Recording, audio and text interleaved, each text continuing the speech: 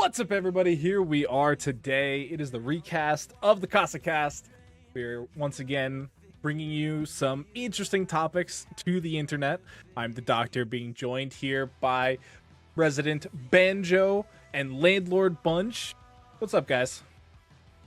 What's going on? What's going on? What's happening? What's happening, brother? It's been too long. It's been too long. We haven't done one of these since like I lived in Boston, I think. Something like that, yeah. Yeah. That was that when it was just you and I trying to teach each other things? Yo, remember that era when when I got addicted to card games? That was that same time, yeah. That's kind of crazy. What a time to be alive. Yeah, you're welcome. That Also, card games. Let's not say games. It was one game. it was one game. It was out, and I remember how I quit. Yeah, I know you're playing again. Oh, you've been watching me on Riot Client? No, I just know you. You okay. said in the Discord that like there was an update, and I was like, ooh, he's back in it. He's back on the Terragram. Nah, you know what it is? So like the one content creator for the game that I've really been watching, he fell out of my algorithm, and then one day YouTube was just like, yo, you sure you don't want to watch him again? Remember this guy? I was like, damn, all right, fine, I'll watch it. And he put up a deck that was like really interesting, and then I got diamond on accident with it, and I was like, all right, well, we're here now, so we're back in it. Back in the saddle. So that's Bunch. Banjo, you've been mysteriously quiet so far this call. Yeah, you've also been. We haven't had you on the channel for a little bit, bro. I haven't been on literally any type of stream, and that's my bad. Usually because work sucks, but I have some words. But anyway, yeah, like I've just been really just on my globetrotting thing as of recently. Like Bunch hates that because I'm not here, but that, and also I've been just really like into music as of recently. Like the DJ thing is kind of popping off for me right now, so I'm very, very happy about that. But I'm also happy to be back here with y'all. So you did one of the conventions down there in Texas somewhat recently, right? It well, wasn't. Hold on. Before we get into that, hate is a very strong word. I'm sad when the core group. Actually, you're not even base game. You're DLC, but love you DLC nonetheless. is great. DLC is great. Yeah, DLC is awesome. Love you nonetheless. Right. But is that shit? yeah, no, like I don't hate that you're not here. I do wish that we had a deeper roster, but at the same time, I love seeing my people out there doing dope ass shit. And we're gonna get into where you've been.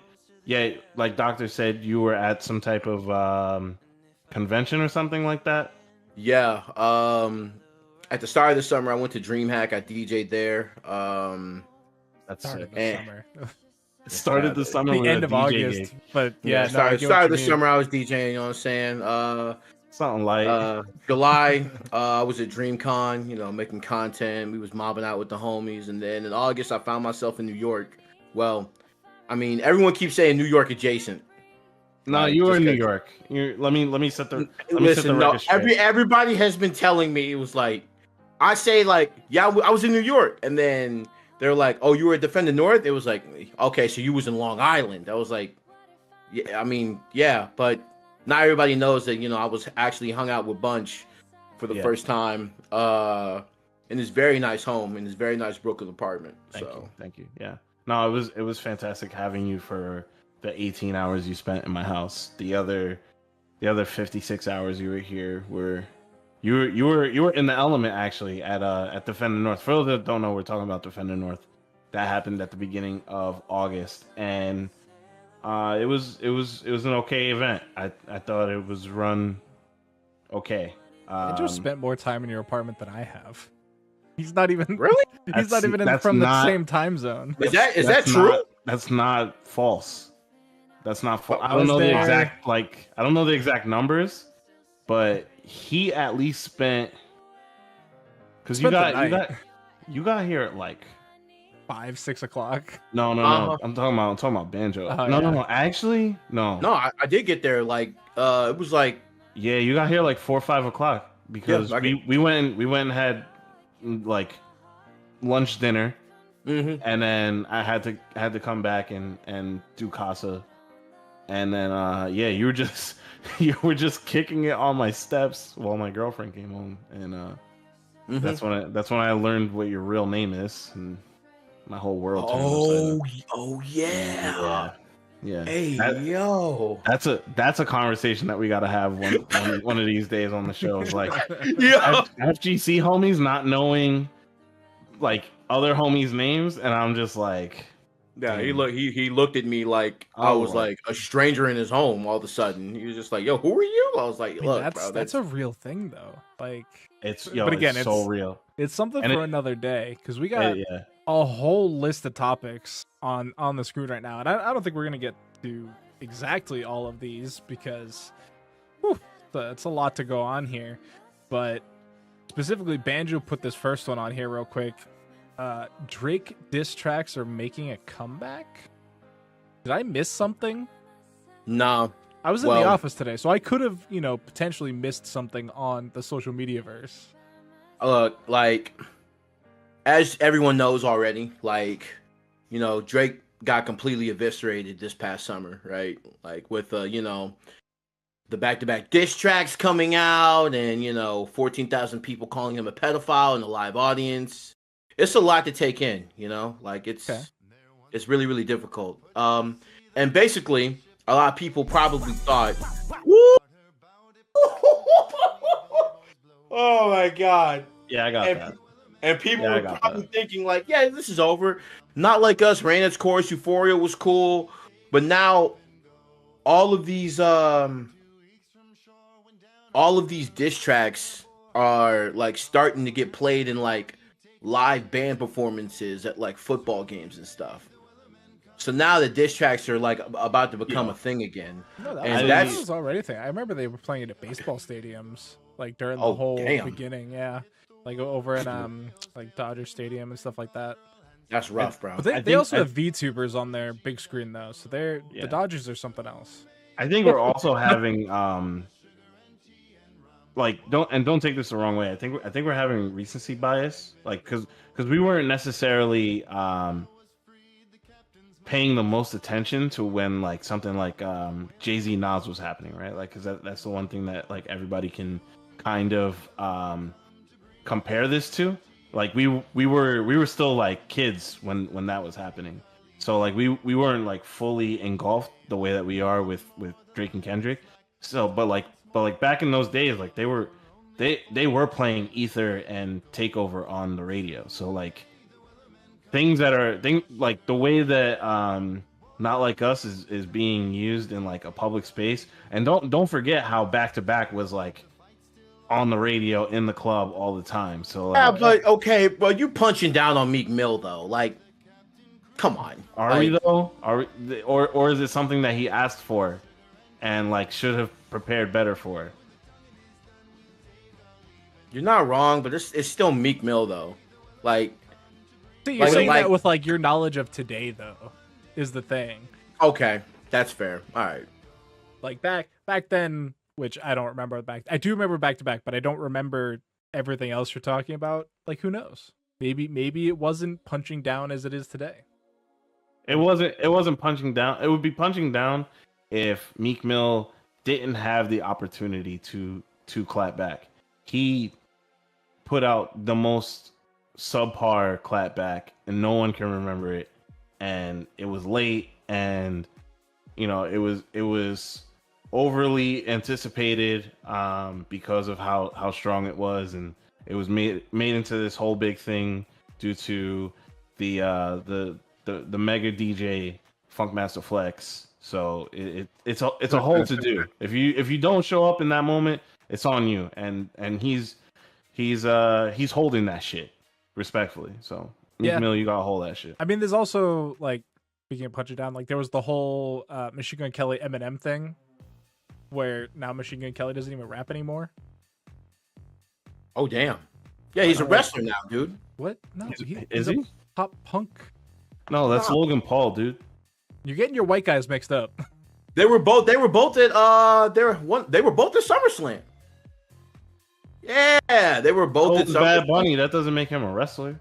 Bad Bunny's an excellent wrestler. Bad Bunny's whatever the fuck he wants to be. Yeah, that man is playing. He's doing side quests like Snoop Dogg, bro. Like for real. He does billion streams on a song. So whatever. Yeah, hey, what are you gonna do? But I guess we'll move on, because speaking of punching down, punching up, whatever it may be, Bunch put on the new FGC retirement home, Deadlock. Now, you know, previous retirement homes, you know, we got Final Fantasy 14, Apex Legends. Banjo knows all about that. Yeah, I mean, stuff like that. Now, Proud Deadlock.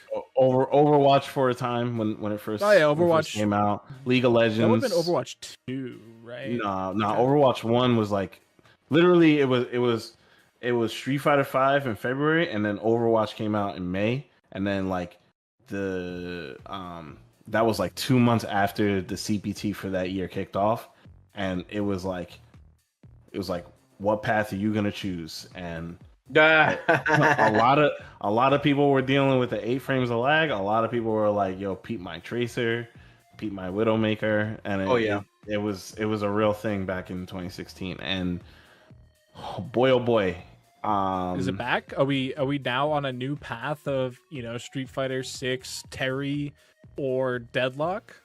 Yo, I'm not gonna lie to you, my stick is literally under my desk, and it has not moved for about. I'll tell you right now. I'll actually pull up Steam and tell you right now. Is Deadlock gonna end up being like a flavor of the month thing? I haven't played Street Fighter 6 since August 22nd. Oh, damn. No. Oh, I pulled it. No, that was the day of the show. Since before even that. I was gonna say, you might not have touched it since Beach episode. I played a lot during Beach episode, and then 2XKO happened, and then I kind of got a little burnt out with fighting games from the Street Fighter 6, 2XKO, kind of just like back to back. And I was like, Jesus. I was like, you know what? I'm chilling. And then, was Beach episode after or before Defend the North? It was after. After, yeah. Yeah. Because it was like the week after or something. It was Defend the North. I was going ham. Like one night I played till like 3 a.m. And then I went home, came back, like back and forth from Defend the North in my house was like an hour. And then Beach episode happened, and I was grinding in between pools. And then I was playing 2XKO for a week. And I was like, dog, I can't play any more fighting games. And so I chilled for a week. And then a certain friend of mine that I won't name texted me and was like, yo, I got the Valve Overwatch game for you. And sent me an invite. And I was like, Valve Overwatch game. And then I pulled it up and I was like, oh yeah, I saw this shit. Okay, let's try this shit. Well, so is it? I keep hearing it's more MOBA than like hero shooter. It looks more MOBA. Like than I heard somebody call it Smite 2, which is funny because there actually is a Smite 2. But... Right. So it's easy to make that comparison about Overwatch to Deadlock, but it's not Overwatch. Like it the only comparison is that there's like unique heroes. And then that's where it all kind of just falls out, because like it plays more like League Dota than it does Overwatch. Okay. It plays more like well, because it is a third person shooter. So like it's not as demanding as a first person shooter. It all feels good. The movement's sick. Like it plays into the hearts and minds of a fighting game player, because it has a dash. It has a dash that you can cancel out of with a slide or a jump. It's crazy like complex. Like the skill movement trees and like everything yo, else. the movement is super complex, and then the skill trees, like the first day was horrible. It was the worst day of my life. I was like, yo, it's so much. I'm not doing damage. This sucks. I hate it. I hate everything. I'm not playing this game again. And then I found out that people are posting builds in the game. You can literally just pull up like the most popular builds of every character. Every character has a list, a long ass list of people just trying out builds. And then the public can vote on those builds and be like, yo, this is the best build for this character. So it might be real or it might be people just trolling. So you have to like figure it out and play the game and be like, oh shit, okay, this is cool, or like, why would you put this build on this character? It makes no sense. Or you might be trash and not even know like what the true power is. Is this game in beta? So it's even more. It's even like, I wouldn't even call this. It's like, I guess you do have to call only gameplay test type thing. Yo, yeah, it's okay. Considered. I think it's on Steam. It's considered a play test. You like can't even really look it up on Steam. Like you have to like even if you type in Deadlock into the search bar, it's like So like even to get into the game, right? Like so I had to invite my friend. I sent him an invite thinking that he was gonna get into the game in like an hour. It took him 24 hours, almost 2 days. Early development build is what it's called. Temporary art and experimental gameplay. Yeah, it's super like it doesn't look amazing. Like the game plays great. There's tons of visual work for them to do, but it plays great. Okay. Like you can get past the visuals very fast. Because I was thinking that this game was going to be like a flavor of the month type of thing, right? Like I thought so like Shroud. I saw a tweet that Shroud was talking about it, and he's like, "No, this is going to be like the biggest game of like the decade or whatever." Like he was huge on it. Like remember the energy of Overwatch 1 when like, I feel that. I feel like I'm at the beginning of Overwatch or League. Damn. And I don't want to put that pressure on the game, but it's fun. Well, I mean, it's funny because like you say putting that pressure on the game, but like unless Valve does it, the pressure's not there, right? Like you can look at like what you specifically Overwatch, where they were like, no, this is an esport. We're gonna get these teams. We're gonna get them franchised in. We're gonna get we're gonna have a studio in California, and then we're gonna expand globally. And it's like, do you really though? And they did it kind of, but yeah. Hey, and what happened to Concord? Wait, what? What I'm wondering what bro, like wasn't there an Overwatch for PS5? Like what happened? So Sony created a game. It was called Concord, and it was a hero shooter, type game. But man, talking in past tense, like the game just came and went, bro. Well, it had a price tag on it. It wasn't free to play. It was a $40 buy-in to play a hero shooter. Ooh. With, from what I've seen, pretty bland characters and things like that. The game on Steam charts, was it Steam charts? Whatever, like, chart it was. Pack this shit up, bro. Pack this shit up. Back to Didn't even break 700 players. Damn. It never got above 700 players. The closest it got was like 697. Damn. Battleborn all over again. I saw a price tag. It was like a $300 million game. Oh, I know the game that you're talking about. The Guardians of the Galaxy game. Right. The Guardians of the Galaxy Overwatch, like it's an Overwatch game. It wasn't even Guardians of the Galaxy. I thought it was just an game. So people made a comparison that it's like, okay, you got these. It was Guardians of the Galaxy reminiscent, but it was like Overwatch, and like Sony released it, or so I thought. And apparently I didn't even see gameplay for that game. They showed it off at their state of play, and everybody was like, "No, I don't know about this, Sony." And they released it, and I guess that game just came and went, bro. No, yeah, I remember this. I guess that game just came and went, B. Like, for real. That shit, yo, that shit was a. I don't know what they was thinking. Sorry sandwich, bro. I don't know what they was thinking that I was gonna pay $40, but I mean, hey, hell no. Yeah, that's I don't know. Yeah, that game fully DOA, just burning money. That is something they should have learned from WB, where you just write the project off before it even releases, and then you just get a fat tax write-off. Nah, you know what it was. It looked. It's so cookie cutter. It's literally what's wrong with the gaming industry right now. Is that like every game is the same. Like it's either a first-person shooter, it's whimsical fairy fighting in the forest, it's Souls game, it's anime fighting game that's gonna die, it's anime RPG. It's the same shit over and over. You named like 5 different what? Like, bruh. But it's all the same shit. There's no like even Deadlock is 5 games baked into one game. It's Fortnite, it's Overwatch, it's Dota, it's League, it's all these games. But when it hits, it hits though. No, it's great, it's fun, it's awesome. But like, all right, remember the battle royale fad that was happening, where every game had to be a battle royale. Remember Spellbreak? Remember. Remember, I'm not saying that Fortnite's dead, but remember Fortnite. Remember fucking Fortnite no build. Fortnite, Fortnite no build. No build.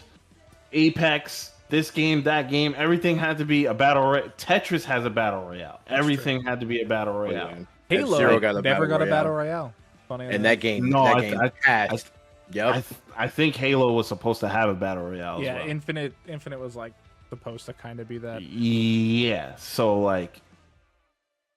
Come on, man. Like, what are we doing here? Like the whole point of like, and the whole reason why a bunch of people, especially the boomers, my age, millennial people, keep going on this rant of like, yo, back in my day, the 90s, early 2000s was the golden age of video games, is because people were taking risks. They were taking whole ass risks. Okay, and it was paying off. Yeah, the difference is because Sony just spent $300 million on a risk in it. But Here's my thing is that like we can smell bullshit. Yeah. You people keep trying to give us these recycled ideas. Like, yo, bro, just Sony. If you're gonna do all that, just talk to Marvel and make the Guardians of the Galaxy game. It's the same shit, man. Like, stop being weird. There was an actual Guardians of the Galaxy game. That was very good. That people like actually took a risk on. No, I'm sure. And then barely anyone played it. Like, yeah. No, I'm sure. But it's like, and then not to mention like, but that should be no, but like that should be your sign. Like, yo, maybe we shouldn't go down that path. How did the last Guardians of the Galaxy game do? I find it just interesting that we can sit here and say, oh, hey, like we're doing the same shit over and over again. But literally, like the timeline was on fire when that Capcom Fighting Game Collection 2 trailer released. You know what I'm saying? I've never even heard of half of those games. That's really? Because you don't play fighting games. But like for me, those games, like all these collections are fire. Capcom must have figured out the formula, because they said, all right, well, we took a creative risk on Dragon's Dogma 2, right? It didn't sell the way we wanted it to, so we're just gonna go back to what we know. And he said, hey, remember these fighting games that, this Project Justice? Remember this Power Stone? Well, here's rollback netcode, bro. They just looked at what people were playing on Fightcade and were like, what if we just charged people for this? Yo, that's actually my theory. Play the game. Like they're like, how do we get people off of Fightcade? Oh, just re-release them? Just give them the same games. Yeah, just give them the games that they actually want to be able to be playing on console. And if not, then they're gonna go find their own way. Is there a particular game in that collection that you're excited about? That's not Marvel? In the Marvel one or the CVS one? In the Marvel one and the CVS one, like both of them. Like, is there a game that you're waiting for? So the Marvel one, I really want to have. I really always wanted to be able to sit down and learn Marvel 2 the right way. Like it was my childhood game, and I never had a stick to learn during that time, and then by that time I was already moving on to other things. Right. And Marvel 2 is probably like my most watched fighting game, but I don't know how to play it. So for that one, it would be Marvel 2. For the CVS one, it would be CVS 1. Okay, word. Yeah. Word. Like I said, Capcom, they got it figured out, bro. They just, I don't know how the rest of the industry hasn't, but like, you see all these re-releases all the time and these remasters, and it's just like some of them. Capcom has especially been cooking with this, so I don't know if we can just sit up here and say, "Hey, I don't know if we can demonize the video game industry for doing the same shit over and over again when literally we love it when they do the same shit over and over again." I think it has to do with how it's packaged, right? It can't be this like we have. All right, so let's take The Last of Us, right? That game is on 3 different consoles, remastered on 2 of them. So they have like the point, right? It's like, all right, cool. We had an amazing game, a pretty good sequel, but the first game is amazing. All right, let's port this to the next one with better graphics. All right, cool. Then they wait a few years. All right, so let's port this to the next one where the boundaries of graphics are less limited, and we can actually open this thing up and see what like the possibilities are, and we can use that as a playground, if you will, to see where we can take the level of gaming.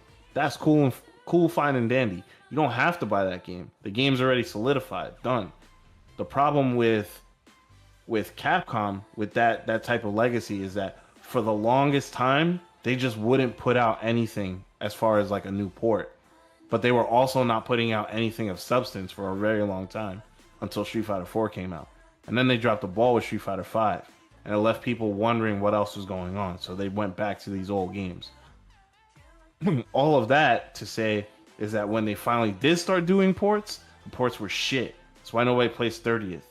Like, I would love to be able to not have to use Fightcade and play people in Third Strike a legitimate way, but it's not good. Everybody that I play Third Strike with, they like gag at the idea of me bringing like a 30th setup to a tournament. Well, they just want to play on cab. Yeah. So yeah, I think that's enough about old fogies. Speaking of tournaments, though, for sure, there was one this past weekend. Yeah. Cream squared or whatever it was. No, Cream C3, bro. C3. You're gonna get me in trouble, bro, because they're gonna be thinking I'm talking shit. Because I do talk shit about bad tournaments, but I also give praise to those good ones. Yes. So this from Cream City Convergence, otherwise known as C3. From what I saw on the stream, because I did get to watch it, I pretty much watched the entire thing for C3 Cream City Convergence. Looked pretty good. There looked like there was plenty of space. It looked like everybody was having a good old time. But we're gonna get more into that with our special guest today. What's up, Zaffarino? I think Bunch has some kind words for you. Yeah, no. You didn't do my man justice. So whenever we have guests, I'm gonna have to do this shit. I try to give him the reins. Don't even worry about it. All right. So let me introduce you to my friend, my very special friend. He is top 16 CPT France 2023. Top 128 Evo 2023. CPT Singapore top 128, excuse me. World Warrior North America, one of the hardest regions to actually play in. He got top 8. What else? He got top 8. He's actually the #1 Street Fighter Metafy coach. What so else? if you're actually lacking in that realm, you need to slap up that Metafy and spend that bread. What else? Get smart. Don't work hard, get smart. I'm talking about the coach of XG. He's down there in the Caribbean. Talk to him. Coaching these boys, trying to get that gold. Let's discuss with my friend, the one, the only, Fei Long Master, Sagat Master. Let him know. Jamie Master. Zaffarino. Yeah. I like keep going. I didn't get a Kuma yet. I didn't get Bison yet. It's okay. We're working on that. No. You're known for that, Jamie. You're known for that, Jamie. Recently Season 3. signed as well, right? No, that was actually a one-time event. Okay. Good. Yeah. All right. So yeah, they're happy to have you.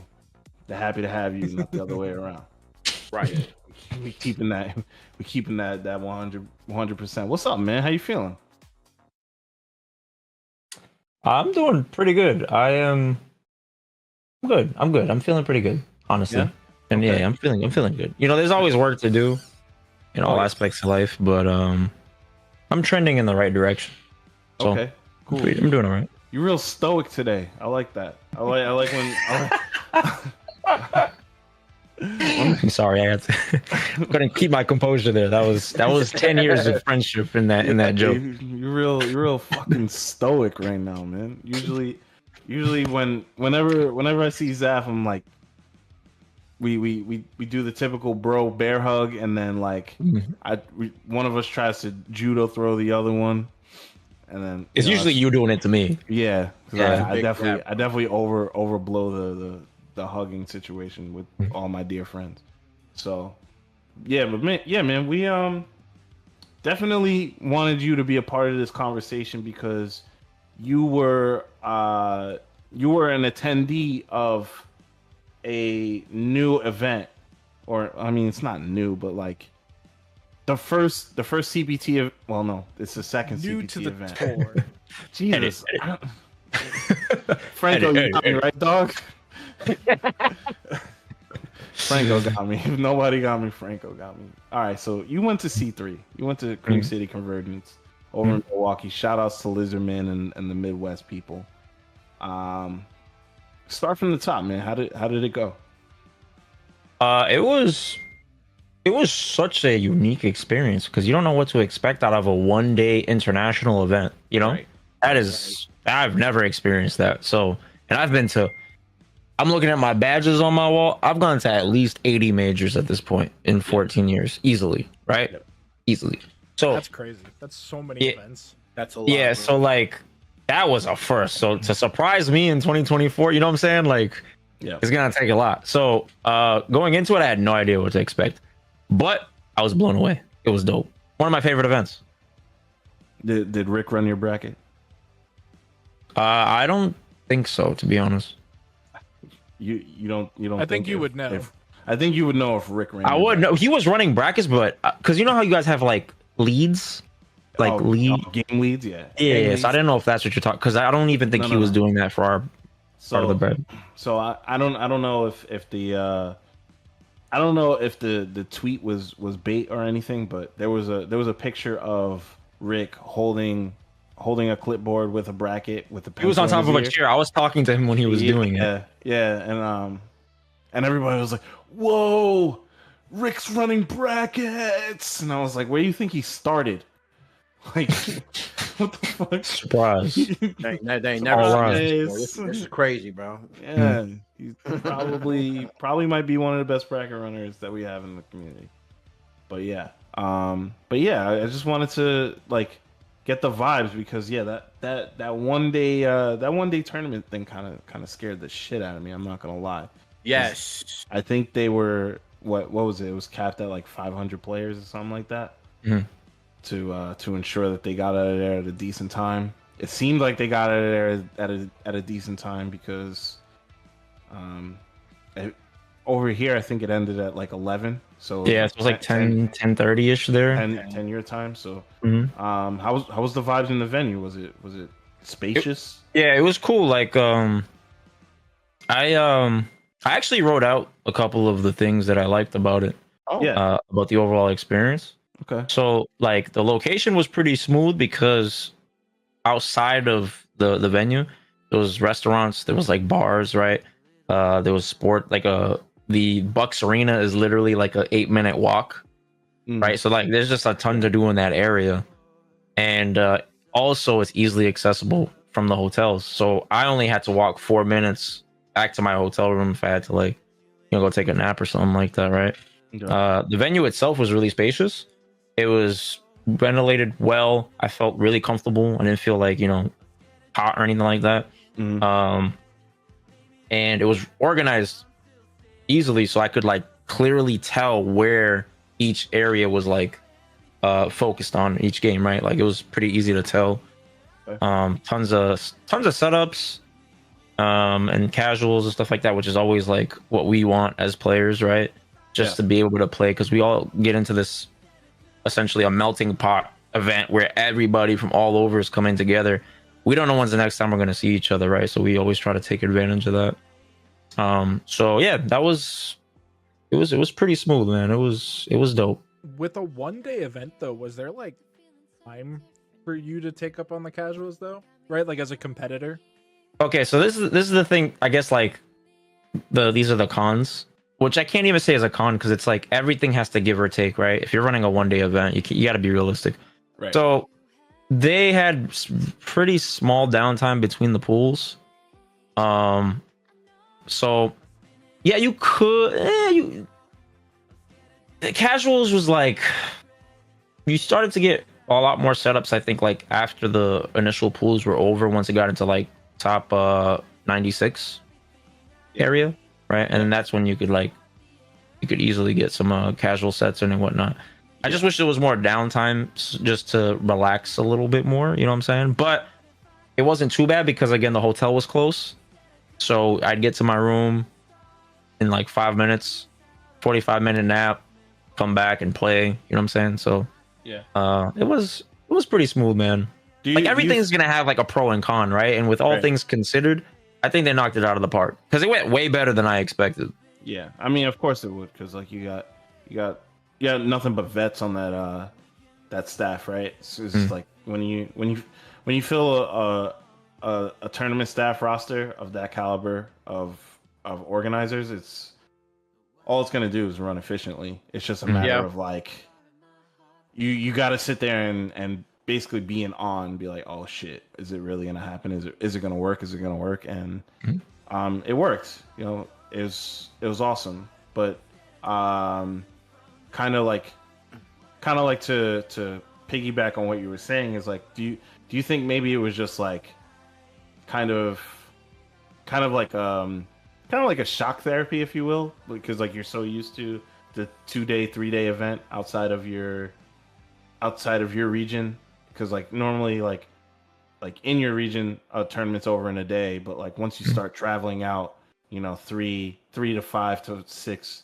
to even more hours of travel, you're like, okay, I got a hotel, which means I can play my pools matches. I'm maybe playing three matches in the first day. Then tomorrow we'll talk more about playing 3 to 4 matches the next day. Okay, if we're that lucky, we made it to finals day, and then we play top 8. Was it more of just like your body wasn't prepared for that, or was it just like you weren't getting hit by anything? It was just more like, damn, like I just wish that we had more time. Yeah, so it was cool because it was unique, right? So I'm going in there with an open mind, but of course after it was over, I was like, damn, I enjoyed it so much that I wish it was 2 days. Yeah. Right. But the thing is I think I enjoyed it because it was 1 day. Because like after it was over, it was just such a different casual vibe compared to what we're used to. Yeah. You know what I'm saying? Whereas some people, when the day is over, it's over for them on day 1.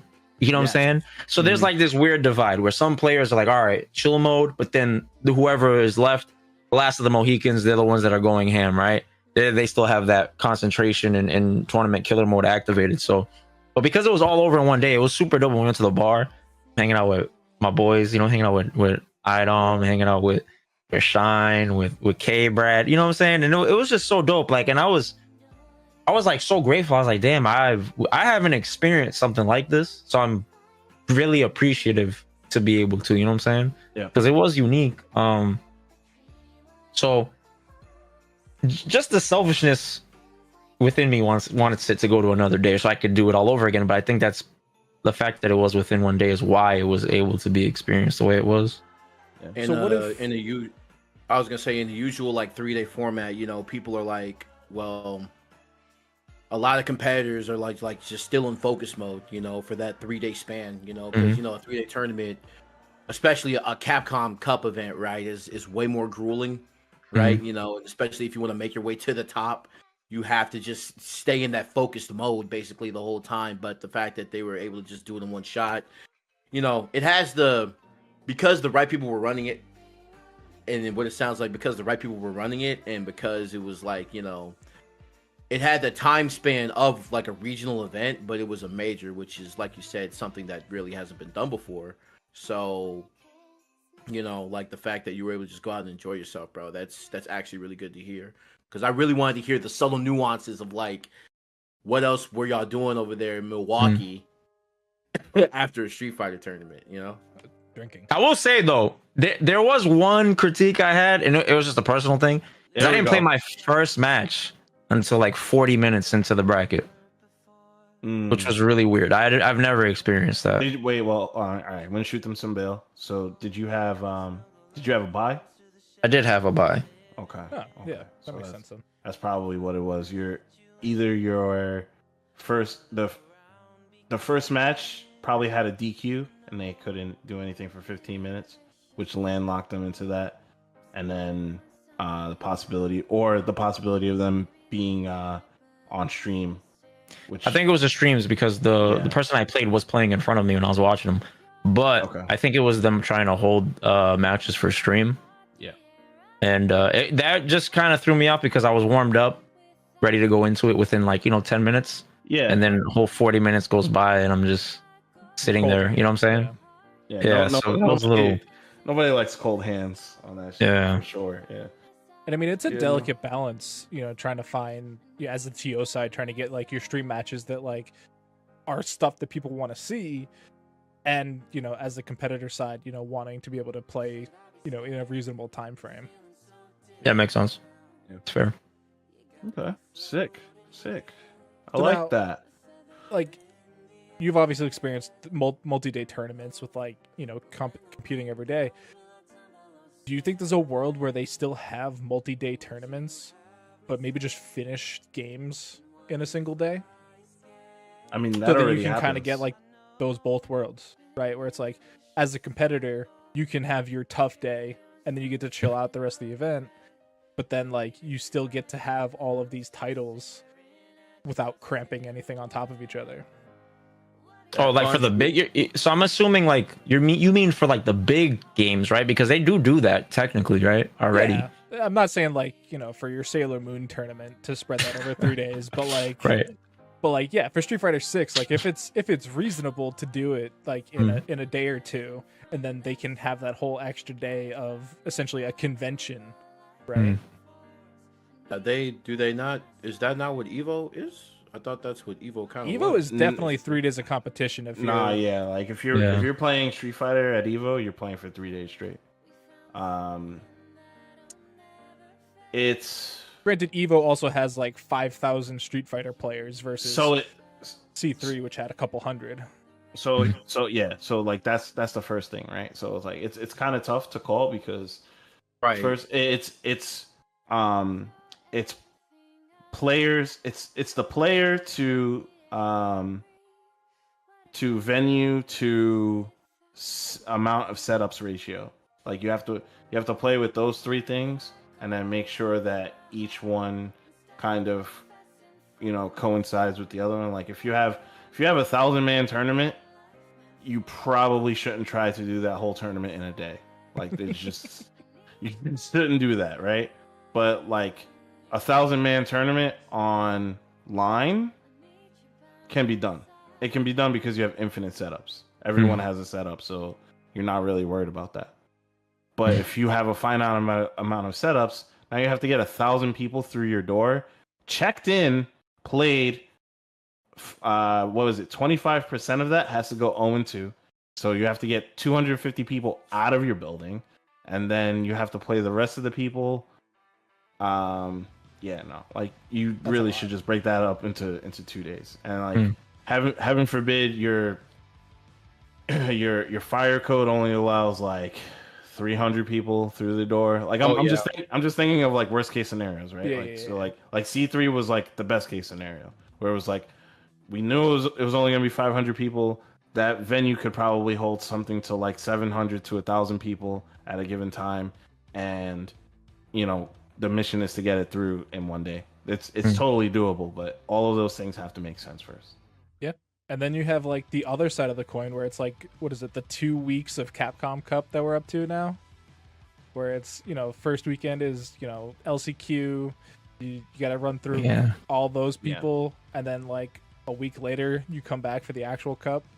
Well, yeah, that's to showcase, that's to make sure every player that has qualified gets to showcase their skills. That's not necessarily like, and At that also point, it's for almost them, an invitational. well, I mean it is, but like, it's also to sell ad revenue. So like, you're basically you're telling Red Bull and Pagoda we're definitely gonna have this much time on stream with your product because this many amount of matches is happening throughout the week, and you can guarantee that when you're saying I know that I'm gonna have 48 players for this time frame. Yeah. So There's no LCQ this year, right? is there not? I don't think there is. That's That is a That's a con. choice. That's that is very interesting. Okay. CapcomProTour.com. Yeah, doctor, please verify that because that's crazy if that's the case. yeah. No LCQ means that basically the last two tournaments is going to be like a big old bloodbath because You're kind of the spot. specialist here, Zaf. So I'm definitely believing you when you say that. Damn. Yeah, How do you- because I don't remember you- seeing. How do you feel about that, Zaf? Like no LCQs? Click on Like I have no choice but to qualify through one of the 8 premieres. Honestly, I don't really care to play online, so like I feel you definitely. it doesn't. I just don't feel the same fire. So Yeah. I'm gonna play in it just for the practice, but I don't aim to win any of them or to get. I don't honestly. I just don't care. I rather win one of the offline premieres. Have you made it far in any of the World Warriors? I got top 7 in the last one. I got Okay. 7th place in the last one. Okay, good shit. Yeah. That's good. So, Playing all Bison. Was it all Bison? I think it was mainly a Kuma. Oh, I mirror match Bison because I beat every Bison, so I just mirror match Bisons.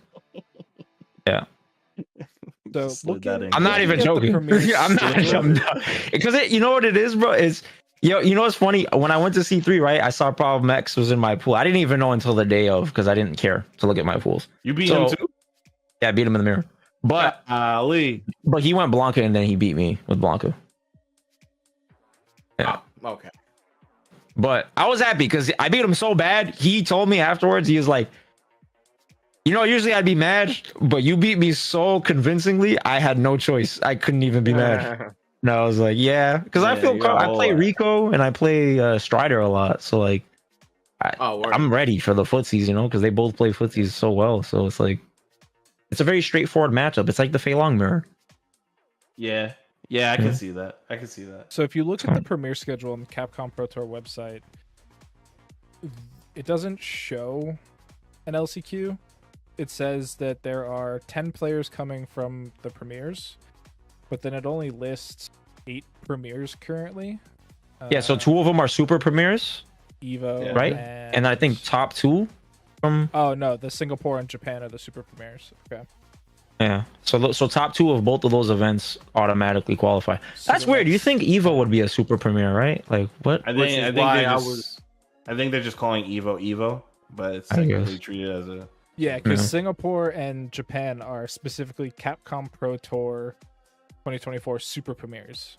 Like that's specifically the Right. title on the list. I Whereas like UFA, ECT, Blink, C3, and Kings of the World all have like their actual title. I couldn't imagine trying to like qualify, and I'm gonna have to either qualify a Blink Respawn or in Kings of the World. So I'm gonna, if I'm a North American competitor, I'm gonna have to internationally travel like 2 months in a row to try to qualify for this thing. Hey, I Because did there is last no year. LCQ. Yeah. With no Look, sponsor. I say as a competitor, if you got those, you got those, bro. But like, Yep. I can imagine how much of a gauntlet this is this year compared to last year. There are 38 spots open to World Warriors as well. So if you're a North American player, I gotta scroll hella far. Yes, for no LCQ, right? It doesn't seem like it, yeah. Yeah, Unless- mathematically, that's 48. Yeah. Central That's America insane. West, South America East. Yeah, I don't agree with that, but it's in Japan, so maybe like that's why. Man, Oh, is it? I- Capcom Cup is in Japan? Yeah. Okay. So All right. the US Canada East, which is for the most part the region on this call, minus Banjo, you have 6 chances, which 3 have already passed. So I don't even know if you can at this point go. You would have to win one of the 2 remaining to get to the regional finals, correct? You'd have to do pretty damn good in the World Warrior. Yeah. Yeah, because And 3 of then- the World Warriors have already happened, which leaves 2 online ones remaining, and then the regional finals in November. That's another thing with the online stuff is that like, because like I was having this conversation with I was helping with the Midwest World Warrior that just recently passed, and a player was talking to me and he was like, hey, I'm late and I know I'm not going to be able to play in this one, but like, should I even go further with this? Like, is it even worth my time? And you know, I didn't want to discourage them from playing, but like, yeah, it kind of is if you don't even like do well in the first 2 or 3. Yeah. It just feels like the first 2 or 3, you have to make sure that you do well, and then 4 and 5 is to like, if you didn't do well, here's a second chance, but you need to have done well in at least one of them. I don't know, like, I don't know if, well, I'm sure that that's like the way that they wanted it to kind of, but it things like that don't build a story, is my point.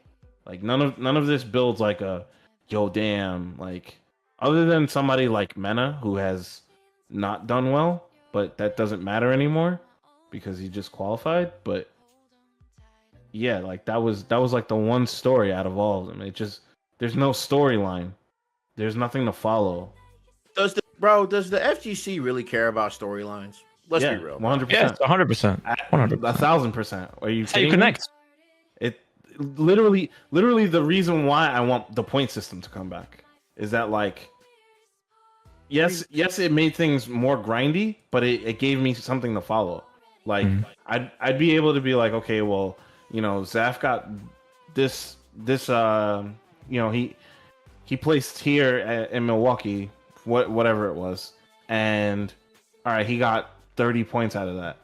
You know, there's still a chance for him to do well if he goes to these other events and places significantly better than that, but there's still a chance.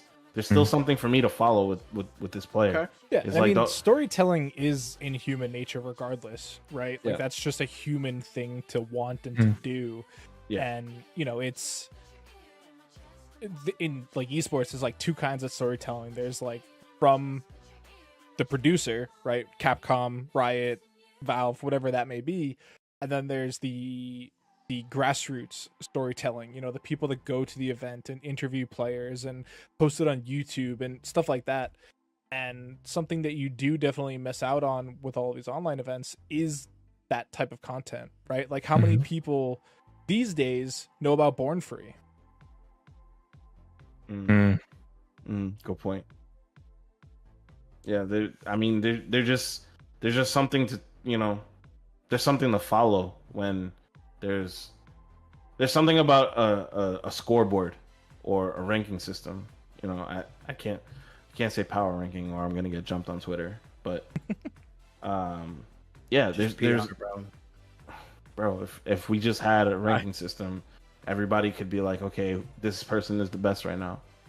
I definitely wouldn't mind it for this game. And I mean, there is a way to do that with the World Warrior, but you have to go through like 5 different tournaments, add up 5 different things, and it's just a lot. And so, and you have to factor in region strength too, because let's be honest, U.S. East is this is the closest thing to Japan in terms of. I was gonna say, I'm like, can we just say that it's as good as Japan, if not better, at this point? You could make a strong argument. I'll say that. I could say make a strong argument. You got what, 4 Capcom Cup champions? Is it 3 or 4? It's Idom, NuckleDu, and then a twice. Okay, 4 total championships, right? And an Evo champion. And now an Evo champ. So like that kind of even the playing field with Japan a little bit, right? So I mean, like, it's like at this point when we start looking at the trophy cases, like, all right, you don't want to talk about results anymore. Now what do we want to do? We gotta go send people over there to do first attempts with Daigo now, because Well, I mean, Daigo will travel. You know, he was just at C3. If he wants to come to New York, he can stay at my place. No problem. What if we can get him out to ECT? You know right? ECT is in a month and a half. He's definitely gonna go to ECT. He got him. So? I think so. It's a Pro Tour spot. I would love specifically this year. I would love to have the opportunity to see Daigo. That would make me so happy. He came to ECT what, 2014? 2016. Oh, okay. Oh, so Street Fighter 5? Street Fighter 5, yeah. Oh, okay. I think Ray beat him. Yeah, with Chun. Yeah. Street Fighter 5. This will be my first ECT, my first CPT event I've ever gone to, so I'm super excited for ECT. Yeah, it's gonna be all right. So let's ask the really stupid question. You know, are you going to East Coast Throwdown? I hope so. What? I'm not okay. I'm not joking. Like, yo, I have to pay for everything by myself. It's hard. I mean, yeah, I'm with that. I'm with Zaf 100%, bro. Like, that's if I had like a team, I would be everywhere. Hey, plane tickets cost. You're not gonna miss that one. We'll talk offline. We'll talk offline. You want a hoodie? You want a hoodie? Is that what's gonna take? Yeah, sure. All right, you got it. No problem. Actually, no problem. I'll send you one in a little bit. Yeah, all right, cool. But yeah, I mean, so code switching. I just flashed it up on the screen there for those of you watching at home. You know, October 11th through the 13th, East Coast Throwdown. It's in Connecticut. New venue this year, so it's a real venue. It's not a hotel ballroom. No shade to those in hotel ballrooms, but yeah, I mean, it's always been a great event from what I've experienced. And I mean, you guys down below me here, Bunch and Zaf, you guys have a much longer history with this event than either Banjo or I combined. Yep. Yes. Yep. I mean, full bias. It's my best friend, my two of my best friends, and 2 of my mentors' tournament, so I have to be biased towards it. It's literally in the tri-state area, so again, bias. But all of that aside, I've never been to an ECT and said, "Yo, this sucks." Like, I tell I am 100 with it. I do not care when it comes to tournament experience. I am full on real about it.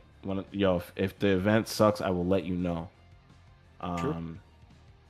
Nah, like this, I've never had a bad time at East Coast Throwdown.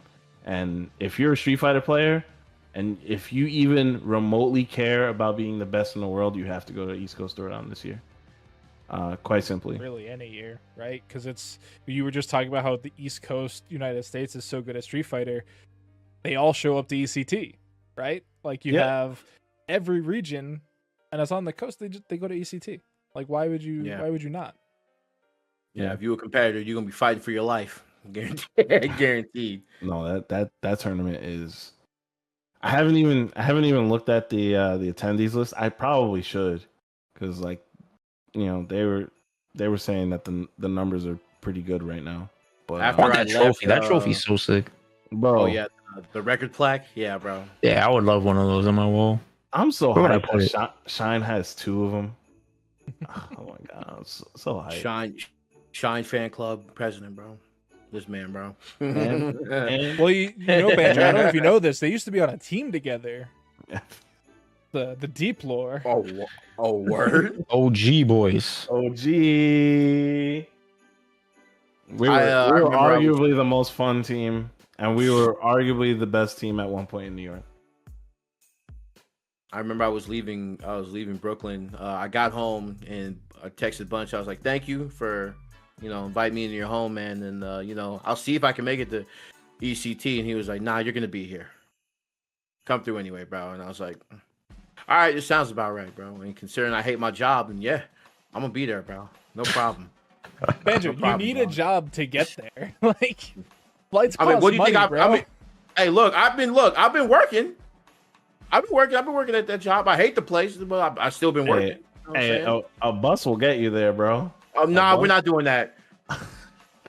I saw that small taste of public transportation on the Google app or whatever. No, bro, we're not doing that. No. A bus Boys will told me get to you told me to take a train from Brooklyn to Long Island. That thing said 3 hours. I said, nah, bruh, we're not doing that. Well, that's because you're taking, multiple trains. Yeah, it's Well, a yeah, train bus into will a train train. on the East Coast. You'll be good. Yo, No. a train into a train into a train into a bus. Nah, you good. You just throw a 3 ferry hours. in there too. Wait, there's nothing direct to CT. Oh no, from New Banjo's York. in Texas, Zaf. So he's cooked. For a Oh, bus. I thought he was in New York. No. He said Brooklyn. I'm not going to be in he any visited. vehicle for 25 Oh, hours. okay. Yeah, he came up from the north. I flew up on the plane, bro. Yeah. Oh, okay. Banjo's very far away. No, but still, like New York to Connecticut, definitely in one train. Hartford a this night- year? There's definitely Yeah. a direct train. I'm sure Amtrak. Look up Amtrak's. I'm pretty sure we can get there pretty easily. I'm not getting in no train, bro. Like you told me that we was riding together. Like No, for sure. But like you, For sure, but you also acting this like a train hoe. though. You're acting like a hoe getting to New York right now, so I have to make sure that your accommodations are great. Hartford. Anyway, I'm about to hop on Spirit. We gonna meet up in Brooklyn. We gonna, what I'm saying, chill out, and then we in the car, bro. I'm not taking no ferry, no bus, no train, none of that, bro. We're not doing none of that. Yo, I'm not ferries even are taking nice. no. I'm not even taking an Uber. So, Bro, no, you I'm sound not doing privileged, that. bro. Yeah, it's crazy, right? How privileged these kids are. It's not privileged. I'm with you, Zach. It would costs only- money. Yo, It would only cost be like money. an extra hour, bro. yo, Zaf, remember Combo Breaker 2019? They don't know, man. They don't know. They weren't there. They weren't in the Uh, trenches. For That was the $25, trenches. there's an Amtrak that goes from Hartford to New York, and it's like a 3-hour train. 3-hour train is crazy, bro. What? That doesn't even make sense. Yeah, it actually took me 3 hours to drive to Hartford the other day when I was going up to Boston. Yeah, 2 hours and 44 What? minutes. Without traffic or with traffic? No, $25. it was without. It was without. Yeah, What? So it's Yeah. closer to me than it is to you. Yeah, yeah. Mm-hmm. yeah. the Wow, Nvidias. that's crazy. I didn't know that. $25 for 3 hours. That's not. Oh, he's changing his Banjo, mind. You see that? don't See? get Look hype at him. about American Look trains. at him, bro. I mean, $25. Is. And you're not Yo, driving. You're hey. chilling. You could literally sleep. You could roam. Hey, American Hey. trains are ass. I don't care what nobody says. I took an Amtrak from New York to Boston once after taking the bus from Boston to New York, and I will drive those 4 hours. every day American of the week. trains. Yeah. Yo, the American lobbyists just blocking us from getting Deep fried us. getting bullet trains. Dog, I just want to talk. the dream, bro. I just want to talk. Just come to Step your outside front real lawn. Yeah, just come out to your front lawn, bro. Nah, They were don't talking about What's crazy They were is talking about so take in that fleece 20 off. I don't want to get that shit dirty, bro. In 2021, the Casa crew drove to Chicago That's true. in 17 hours or whatever. Yeah. And what's Oh. crazy, the train would have been an extra 8 hours. Oh, I know. I Wow. know. I know. No, I experienced it. that. Wow. I experienced it in real What? time. Yeah, like I could take a train for 24 hours and I'm chilling on a train. Sure. Bro, me and Zaf got off the train because the bus was gonna get us to Boston faster. Yeah. Yeah. Where do we take it from? Albany, right? Yeah, we were like, yo, we're in Albany and we still have 5 more hours. The bus is leaving in 20 minutes and it says 3 hours. Let's go. Yo, I forgot about that. I was so heated, bro. Oh my And it's goodness, like the price man. tricks you, right? Because like when I was looking it up, it was like $100 for the train from Boston to Chicago, and the flight was like 400 or 500, whatever it is. So it's like, oh damn, that's such a savings. And then it's like 24 hours on a train versus like, I don't know, 3 hours on a plane. Not It's- even, probably like 2.5. Yeah, like trains are a sham.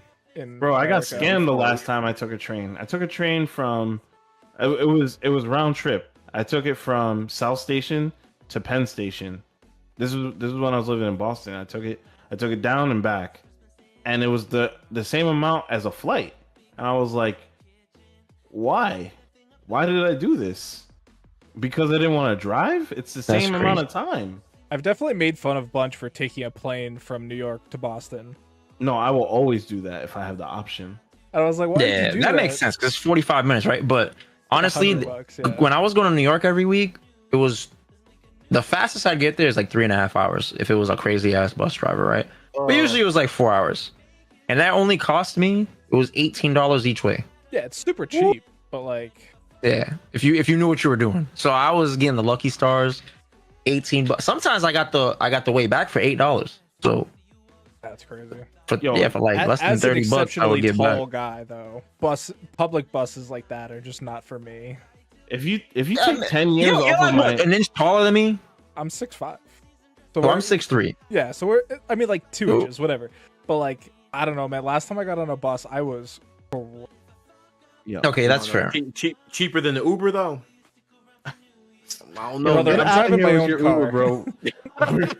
We're still Cheaper trying than to the get Uber? into the city, bro. I don't know, man. Yo, once you're there, Ubers don't cost anything. Yeah, sure. Once I get to the city, I'll park outside your house. That's Yeah, fine. Whatever, bro. Like whatever. But Just speaking get of me into the money, town. actually, because this is a conversation Yeah, that came up actually. recently, FGC payouts, Zaffarino. Definitely some Twitter talk about these. Mhm. They're saying they're too low. They're saying that they need to go up somehow. Mhm. My thoughts. Sure. Your thoughts? My you only burnt, my bro. only comment is I think it's ridiculous that we still pay $10 for tournament fees at a major event. That doesn't make any sense. So you want it to be more? I think it should be more. Yeah, I don't think $10 makes any sense for the price of a breakfast at Starbucks. Wow, that's that one trip to Starbucks a month, right? That you would just add towards what you were already gonna pay, right? Going to an event, it's not that big of a deal. I think that's ridiculous. The price of venues are going up, understandably so, because obviously the economy and things like that. So I don't see why like we have to stay at this $10 imaginary like amount. It doesn't make any sense to me. It's a funny- weird standard, bro. It's funny watching people go the other direction. Like they'll charge less for entry fee, and I'm just like that I don't know what the purpose of that is, because you're just making it harder for you to rip the band-aid off. Like you're covering an already crusty ass band-aid with another fresh band-aid, and sooner or later somebody's gonna have to rip the hair. Right. And like I was talking to somebody about this yesterday, because I'm looking at a venue for an event that we can't talk about at all. I shouldn't even be talking about it like this, but the guy was like, yeah, we can't charge $20 for locals. And I'm just like, well, either the locals happening too frequently and people are feeling burnt out financially, and we should probably have less locals from that one community, or people need to grow the fuck up. Like it's one or the other. Right. Like if you want people to feel like they want to come and play more, you have to incentivize them. You like the amount of money spent on a local is actually the venue and the entry fee has to go up. Yeah, as I say. So when I was going to my local, it was $15 for venue and entry into one game. I think it was $5 entry. Yeah, The local. Mhm. But I think a local level. I think it's still that, right? Is it still I not? haven't been in so long. That's a Zephyrino question. Is it BP? Yeah. Yeah. BP's venue is 10, right? I thought the entry was 5. it's 5, yeah, and then 10 for venue. Right. Yeah. So it's still $15, Right. and I stopped going like 4 years ago now. But so I think on a local level, compared to the majors, which is what kind of kicked off this whole pay conversation, are so drastically different. I don't even know if they can be in the same conversation. In all honesty. Well, I don't necessarily think that they're talking about entry fees because like. Well, they're talking about payouts. Is what the conversation. Well, they're talking was. about payouts from big prize pools. Yeah. So like the one point that I saw was that Just a Kid made like $60 at C3 for 7th place. What? Yeah. Hey, Zaf, you gonna love this. What? Let me show you. Let me give you some numbers, brother. At CEO 2024, Big Daddy G and Sir Cocoa Butter, who got 7th and 8th respectively at what is that? Mortal Kombat 1, each made $22.60. Okay. Was that not a WB 4 spot? Oh, I don't know. I don't think it was, but like my point is that if I get top 8 at a major, why am I making less than $25, bro? Why is 5th and 6th getting $33.90? Why is 3rd place at a major getting $146? Like, I want to know what's the problem? Like why are these payouts so low? Like I don't get it. Like so my bedrock thought here for major, again, I think this conversation is so totally different for locals because that's such a grassroots thing. But for majors, top 8 payouts are a very specific top player issue that I don't think affects the community at all. Because at every event for each game, there are currently 8 people that get paid at all. And when you have events that have like 500 players, the percentage of people that get paid out is so infinitely small that it is no longer a community issue. It is a specific person issue. And so I do think that $22 and stuff like that is ridiculous. I think the lowest payout should be your entry and venue back, no matter what. Right? So if the lowest payout I like that a lot. Just pays for your getting in the door, I think that makes total sense. Yeah, but here's the thing is that all right, and I'm gonna basically like I'm gonna play devil's advocate, even though I kind of agree, but I need to know where that money is coming from because it's not coming from my pocket. Yeah, that's what I'm saying. Like that, it can't come from the community because it's not their issue. Right? No, but like I'm talking about from the TO's pocket. Yeah, like because like a lot of people say, "Yo, the community," but then leave out the organizer when we're talking about the community. So like we need to draw that line in the sand right now. Like, am I part of the community, or am I going to be the organizer that gets left out of the community talk? Because I'm not going to make sure that you get your venue feedback because I'm already in the hole getting the venue that people are complaining about that it's too crowded. No, I agree. In a perfect world, I think it comes from sponsorships. In a perfect world, right? Like you can sell enough ad rev. But like again, we come full circle. It's like, how am I getting these ads or anything when we're dealing with players who refuse to do content, who refuse to make themselves marketable? So like you have to huge actually. Yeah. you have to show up with a reason to have, like, I need to be able to sell you as like a commodity. Yeah. It can't just be like a, yo man, doing this tournament Daytona, and you know, like Coca-Cola is gonna look at me and be like, okay, like, so Yeah. Is that what you think? Do you think the FGC needs more people like that? More, I don't want to use the term like, well, I guess showman, right? Does the FGC need more like showman if we're to get like things like looked at like sponsorship opportunities?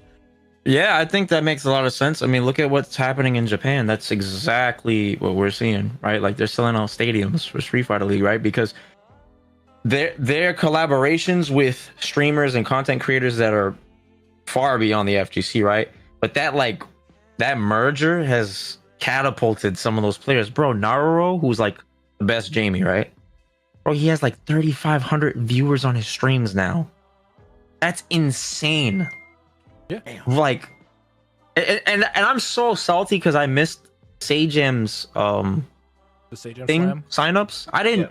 Somebody told me about it, and then I was like, oh, I don't know what that is, but I'm gonna look into it. And I forgot about it. And then I saw it, yeah, and I was like, that's a ball drop. But we definitely gonna get you in there for season 2 for sure. Yeah, I hope so. He spins the block on those pretty fast. Yeah, Like he did 2 Tekken ones very fast. It's a very successful program for him, obviously, and the feedback has been pretty spectacular from what I've seen. So, yeah, there'll be a season 2. But I mean, I just need something like that because, like, I think I check off all of the boxes when it comes to like somebody that's capable of leveraging attention. You know what I'm saying? And turning it into something big. Well, 100%. Yeah, we see you we see you down there in Latin America. Like, there's a reason why you're in that region. You know, doing your thing with the team tournament thing. We gotta have you on the show at another time to actually delve into that too. Yeah, of course. I'm here. I'm ready to be a frequent flyer. Hell yeah. But yeah, man, like that like this goes back into the whole, you know, does the FGC need storylines? Yeah. Yeah, man. Like that's how players like Zaf, like Mena, like Punk, like NuckleDu get to tell their story, and people be like, oh shit, like I care now more about this double elimination tournament. Yo, that whole C3 tournament, I saw Zaf on stream one time. Yeah. Well, that's the tough part about about no me personally. I only saw your match versus Daigo, and that was the last time. And that's a like, conversation we had all the time. Is like sponsored players can't guarantee stream time. Yeah. And so it's like, you know, and that's my thing is like, yo, yeah, we definitely need a team around somebody like Zaf who can actually like build a program or build, you know, a product, but at the same time is that like it can't be done through tournaments. Yeah.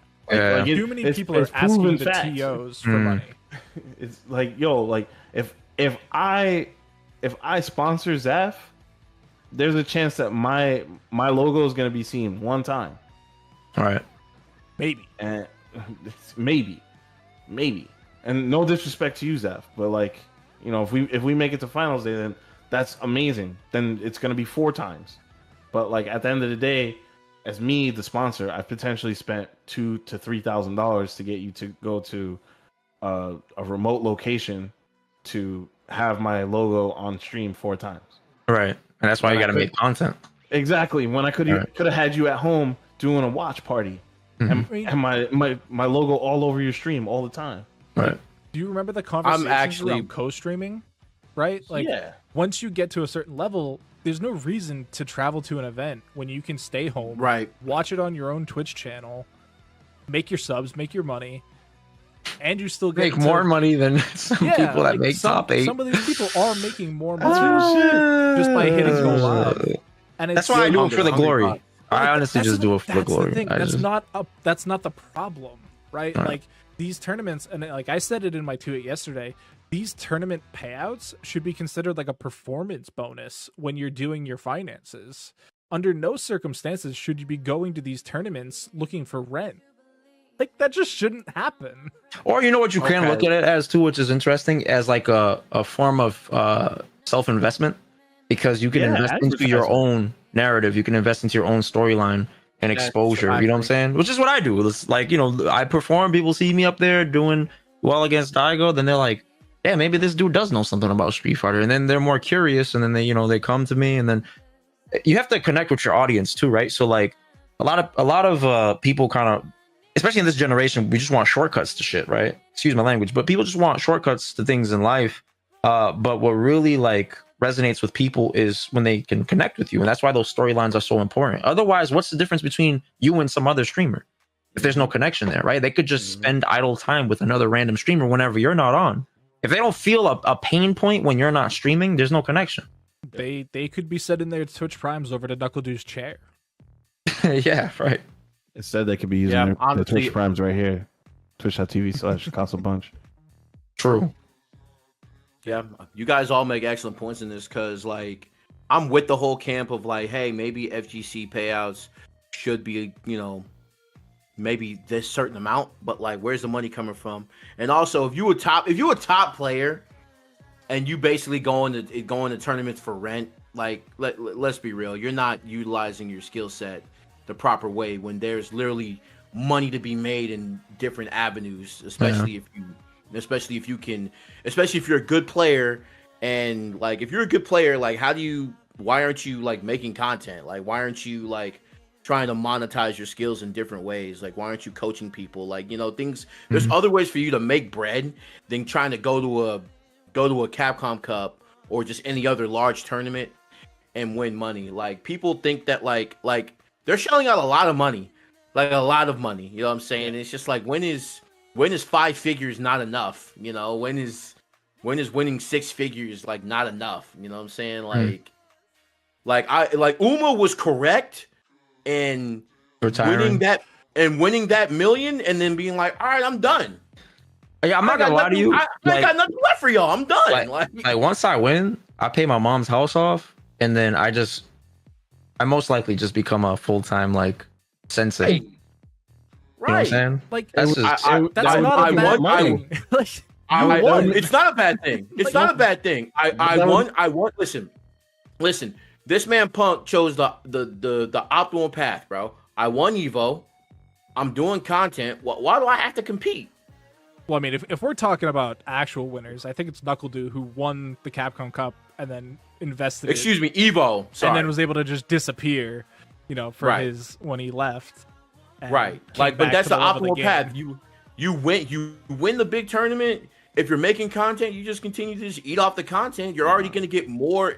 You're already going to get more people coming to ingest the content because you already won one of the largest tournaments ever. And then you just make money off that said content. And then like, it's just like, all right, I'm through. I haven't seen or heard from the Capcom Cup champion since Capcom Cup. Rightfully so. I heard the IRS won in 2016.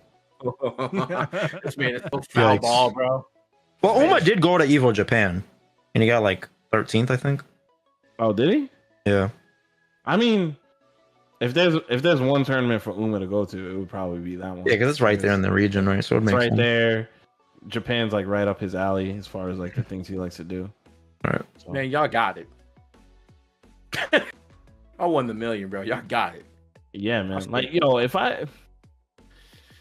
there ain't no way I'm not hitting, start stream. If I win Capcom Cup or Evo, y'all not seeing me for.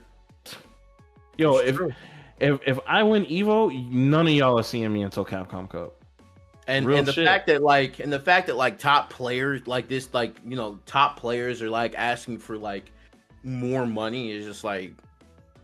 That was the crux of my argument, is that it's not a community issue that tournaments don't pay enough, because like some of these players that are making their voices heard about payouts, did they pay to go to these events, or did somebody else sponsor them to go? Well, hold on, before we answer that, I don't think that it's not that it doesn't pay enough. I think that the disparity between first place and the next place is kind of rough. That So is, yeah. Capcom Cup That's specifically is really bad. Yeah, so like that's where the argument is. That's before we derailed all of this. That's really where the argument is that like it's yes, Well, the let me- guy's gonna let me- win $1 million if he gets first place, but second place is basically screwed. Like 100K this year. $950,000 difference. Isn't it like 50K for second place? I thought second was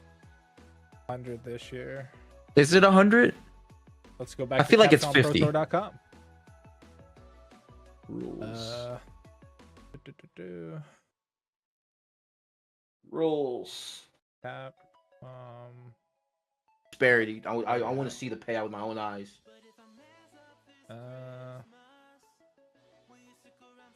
Where's this payout? Yeah. Esports Insider. Yo, it's Right. bad I enough. need to see It speaks. the graphic. I shouldn't say it's bad enough, but it speaks volumes. All right, here If it is. they're- So it if is they're 100K. So If they're second place is burying it this 100K. far, if they're burying it this far, it says everything. It's on the seventh page I of found it on Google. Reddit. Yeah. I had to go to Reddit to find this breakdown. Whoa. Bro, if you were actually proud of you- your payout, you would be posting that shit everywhere. That shit would be on the front I mean, it's- front page of it's- your tournament, everything. The way it's So done you is get in that they second can place to literally- Capcom Cup. Like they do it this way very specifically. Like this isn't an accident. Like they know exactly what they're doing because it's last year. Oh, they changed Uma's life. He won $1 million. He can go do whatever he wants now. And then they'll be able to say the same thing this year, and it's actually going to cost them less money because they're not giving away as much, right? So like total payout for Capcom 10 was over $2 million because of the way that it broke down. For 11, it's 1.282 million. Total, with 1 million going to first, so that leaves $282,000 to go from second down to 48th because everybody gets paid What does 48th get paid? $1,500. Weren't they Just for all being getting there? like 5K or no? It was 2K. I think last place got 2K last year. So this year they're getting 1,500 for last place. I don't know. All I know is I'm glad that there's 2 big circuits now. I'm pretty happy with that. This man.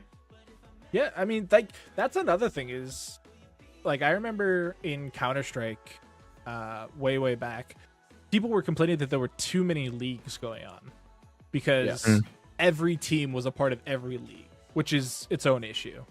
But like once those leagues started getting more and more money, the teams were able to prioritize different leagues, right? And so, if that became a thing here, you could focus on Capcom Cup, or you can focus on this other high-paying tournament, right?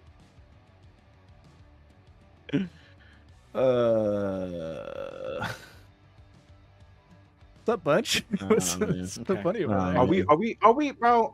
I mean, bro. Look, bro. So Capcom Cup 11, you get second, you get 100K compared to the 1 million, bro. Like, Oh, I'm ending it on stage is if this that what happens to is me. it- Like, so you're walking away with, okay, so you get second, and it's just like I get,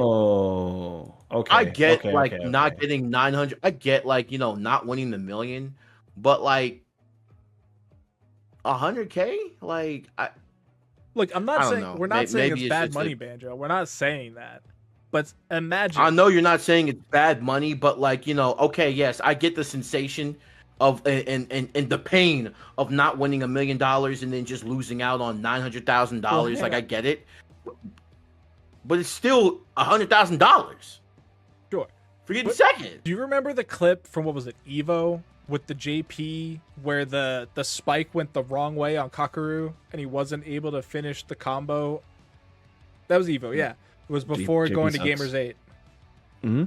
Imagine that happens, grand finals, last game, last round of Capcom Cup 11. And you just lose $900,000 because the game bugged.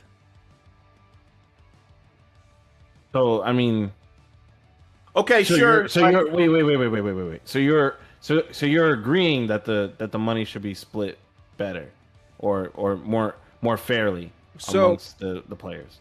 Yes or no? As a player, yes.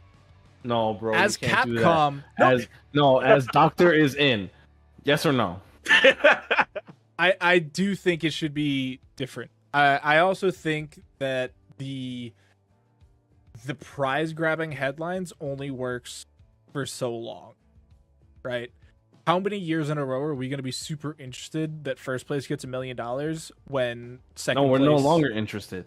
We're no longer interested because we would be more interested if it was more fair and spread out. Like if I knew that like all I gotta do, and it sounds super corny to say it this way, but like if I knew all I gotta do is make 24th place to get like $50K instead of $2,000, Boy, Fortnite numbers, boy. bro, I'm like, all right, cool. Like let's actually get, like let's get into the mix. But like straight up being like, yo, hey man, I know you worked really hard to get here. Here's $2,000. Like, whoa, what do you mean? What do you mean? I think Ace King Offsuit did it like the best way, and it was like the only price difference was that it was gonna cost Capcom like $10K more. Yeah, but like everybody got a fair amount of money. There's any number of different ways you can cut this prize up that make more sense for the community, and Capcom is doing this very specifically so that they could say they have a $1 million prize pool. It's very specifically on purpose, in the same way that like the Valve Compendium was bigger every year, and they use that as like a marketing tool. But it's not only saying that you have a $1 million prize pool, because you can say that while paying people fairly. The actual verbiage is we have a $1 million champion winner, right? Yeah.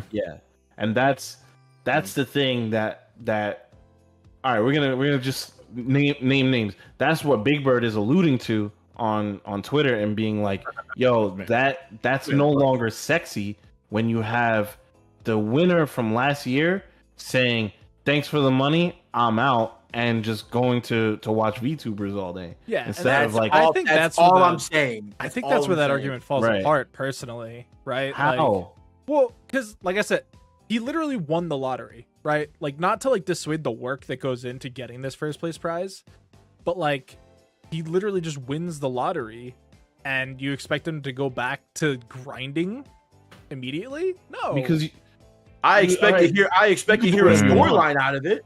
you could do the whatever you storyline want. is that he won $1 million and retired. No. You could do whatever you want. Like you could, like Zaf was saying, if he wins, he's gonna go into sensei mode. So like the same guy that's grinding his whole life for the past half of his life, literally said, yo, if I win, I'm taking a step back. I can't blame nobody from doing that, because I would do the same thing. Yeah. But it's like, you haven't made it sexy to stay in. Yeah, I was about to say, because I think it would be so much more compelling to Uma if he knew that there were more opportunities, like That's all I'm guaranteed, right? It would not. He still might not do it, but like it at least would be more compelling, because then he'd be like, like even the fact like the champion last year doesn't auto qualify is kind of crazy to me. That is a doesn't little even make weird. sense. Yeah, like Yeah, that that probably makes more sense. But like still, and again, maybe it's just like my mindset, and it's like kind of what you said, Bunch. Was like, if I just suddenly had enough money to like survive on, I'm not struggling anymore, right? For him to do it again, he has to beat everybody he already beat to get to the cup, to then beat everybody at the cup, to then like. And if you know Uma's story, Uma was literally playing from when the game dropped. Yeah. Literally looked at the prize pool and was like, I want that. Literally did everything that Capcom wants an aspiring player to do. He did, and was like, yo, no eat, no sleep, straight up grind. Didn't eat the entire week, only until like talent and staff meals at Capcom Cup. He like literally just did this all out of his pocket, no assistance from what we know, and he did it. Like, all right, so now what?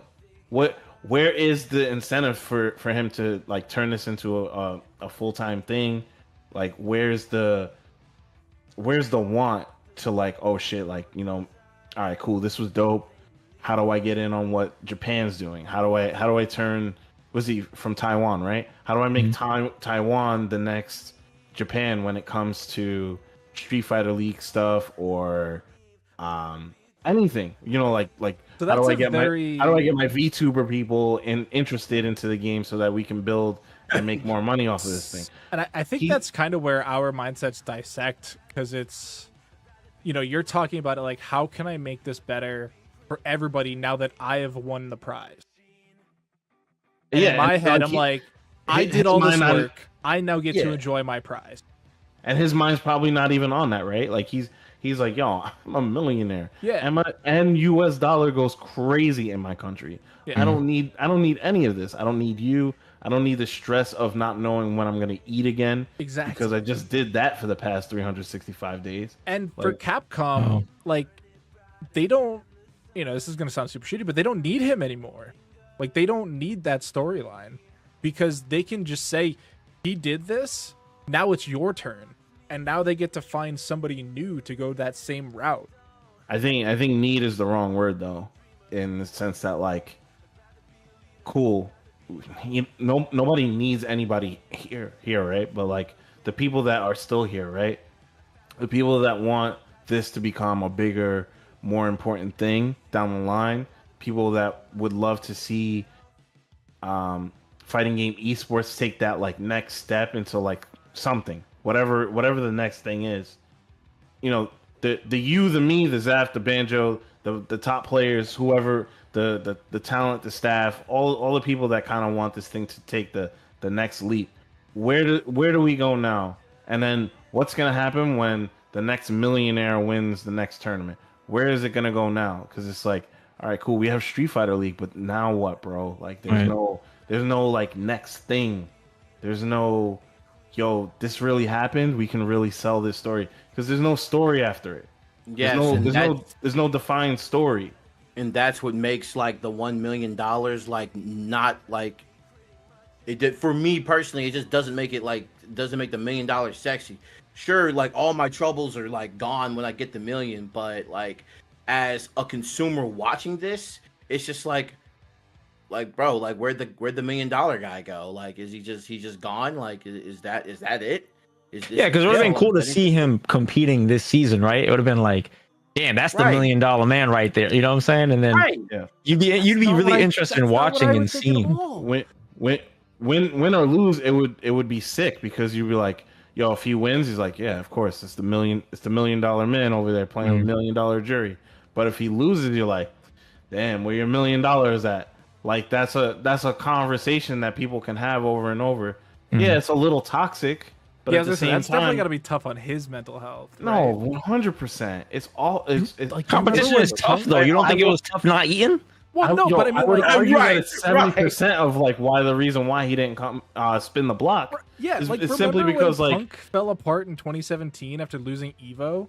Yeah, that was a guy that was well taken care of. It took him 7 years to get back. Yeah, like he was on Echo Fox. Like, right. So what do you want the millionaire guy to do when he can easily say, "Yo, I'm out of here"? Like, like the taxes have been paid off.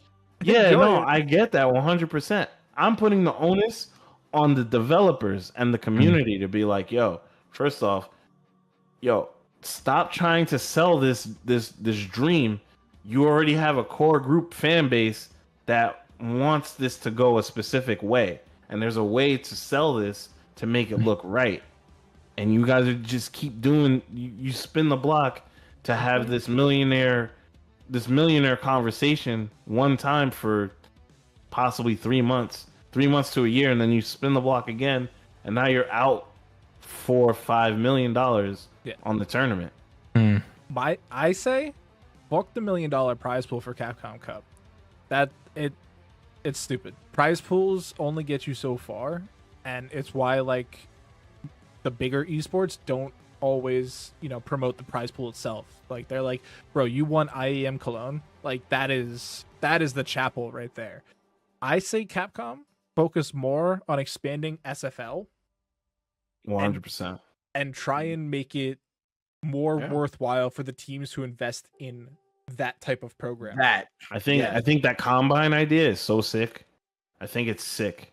I think it's FGC combine. I think it's a little wacky the way there's captains that get to just pick who they want. But well, I mean that's literally how it's always been and how it should be. Like, at the end of the day, like these people need to sign players, right? Like we shouldn't be leaving it to Capcom to be like, hey, sure. you play on Cloud9 now. Like, no, man. No, that wasn't what I was saying. I was thinking, like, I come from relegation games, right? Like in League of Legends. Yeah, but you have to get there first. You have to build the team. Like we're trying to figure out and give people a chance to, show their metal to other orgs and be like, hey, so like this is I don't know how invested you are on this, Seth, but like I would be all over this if I were you, because like this plays like right into your wheelhouse, where you're a very strong player, you're a strong team player that knows how to coach and be coached, and you're a marketable person with a personality. So like if you get your foot through the door on the combine, say for instance you get chosen for FlyQuest, Cloud9, whatever, whoever the teams are for Street Fighter League, and then they sign you to a temporary deal to be on the team for SFL. Now you're getting a free chance to show why you should be, a player on their roster. That's a marketing conversation that you can have with them down the line. If they have like no ambition on doing that, but at least you gave it an honest go. Right. Does that make sense, or like is that something that you're keeping an eye on? That was my plan, but then I didn't qualify. I see. Was it tied into World Warrior? No, I just didn't qualify on the combine. Got you. Damn. Yeah, I lost to two people that. Its own separate tournament, right? Okay, so I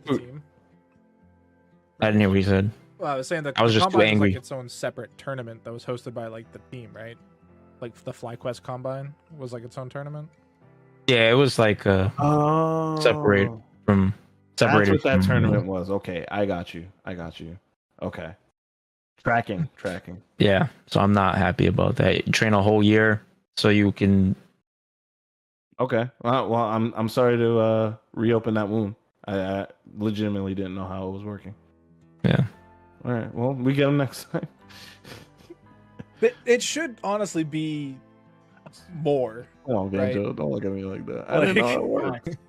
I didn't know how it worked, man. SFL, so from the beginning, SFL's always been such a cool idea, and like there's been stumbles along the way with like the production and how it's done and everything, but like as a promotional tool, it's so good for everybody, and it really should be as much a focus, if not even more of a focus than like, I want to say Capcom Cup, but like that sounds so wrong, because it's like, like you said, Bunch, you can take this team of individuals and how they interplay with each other, how they work with each other, if they work with each other, right? Like did any of you watch the old UFC show where they Ultimate Fighter?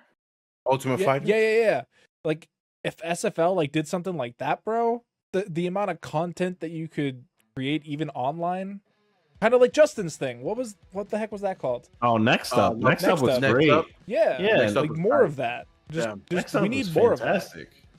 100%. I think this leads into another conversation of just like like FGC does like need more content like this, like all the time. Yeah, more positive content. We gotta run this all the way. Oh, absolutely. We gotta have like a whole think tank episode for sure. Yeah. For sure. No, I think so. We've been going for. We're almost at 2 hours. Yeah, I think that is a pretty good point to kind of wrap up the night. So I mean, Zaffarino, let the people know where they can find you. You can find me on Twitch, Twitter and YouTube at Zaffarino1, because if you say it out loud, it makes sense. Oh shit! I never even. Yeah, I didn't even put that together. I was like, damn, somebody stole Zaffarino from him.